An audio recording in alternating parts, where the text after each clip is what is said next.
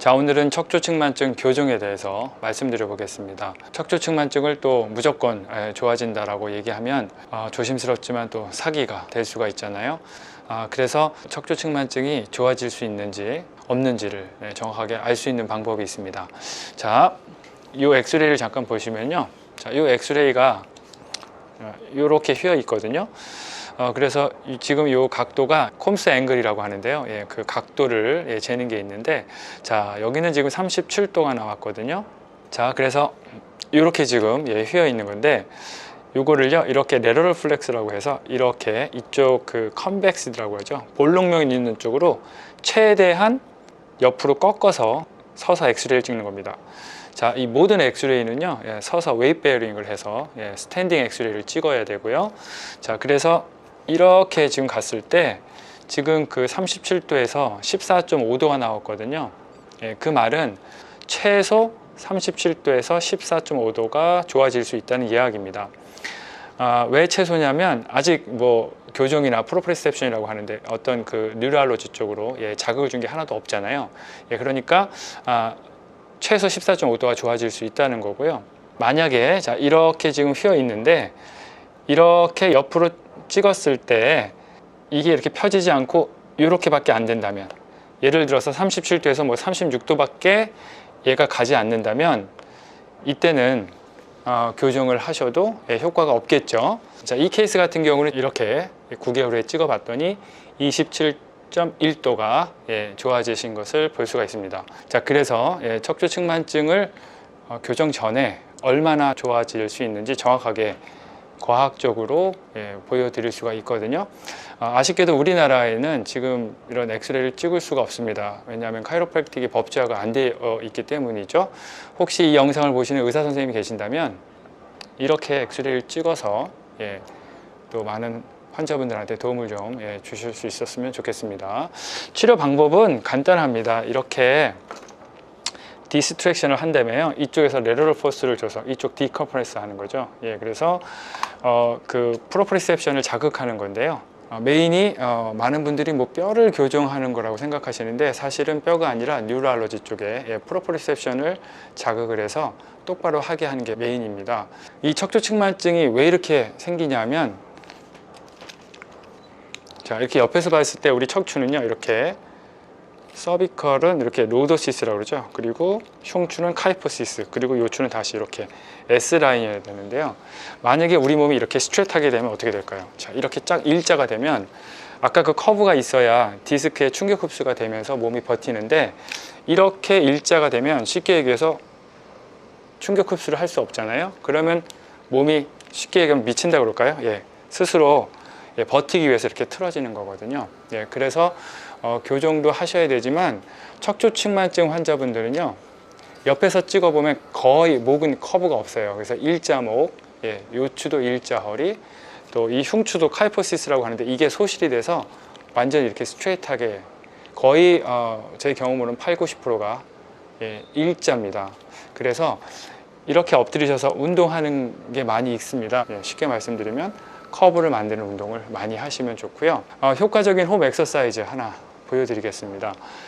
이렇게 예를 들어서요. 자, 이런 척추측만증이 있다면요. 지금 오른쪽에 가장 튀어나온 곳 에이펙스라고 하는데 이쪽이 지금 오른쪽이잖아요. 이렇게 오른쪽이 볼록면이면 이렇게 누우셔서요. 누워서 이 가장 튀어나온 쪽에 폼들러나 수건을 대고 이렇게 18분 누워 계시는 거예요. 잠시 보여드리면, 자, 이렇게요. 지금 이분은 지금 왼쪽에 됐는데 아까 우리가 그 커브인 경우는 반대편에 되겠죠. 그래서 이렇게 폼 눌러나 또는 롤 타올이라고 해서 수건을 돌돌 마셔도 됩니다. 그래서 이렇게 되고 매일 18분, 거의 18분을 누워 계셔야 됩니다. 왜 18분이냐면요. 자, 이게 이런 오리지널 쉐입이 있다고 치면요. 제가 이렇게 살짝 구부려서 다시 피면 오리지널로 다시 복원이 되죠. 이것을 일렉스틱 디포메이션이라고 그러고요. 똑같이 여기서 제가 반을 이렇게 쭉 접어서 이렇게 어떤 압력을 가하면 이렇게 뉴 쉐입이 생기거든요. 자, 이것을 플라스틱 디포메이션이라고 합니다. 그래서 일정한 어떤 압력을 가했을 때 새로운 포메이션이 생기는 것을 플라스틱 디포메이션이라고 하는데, 휴먼 티슈 이 플라스틱 디포메이션 커브는 18분으로 지금 정의가 되어 있거든요.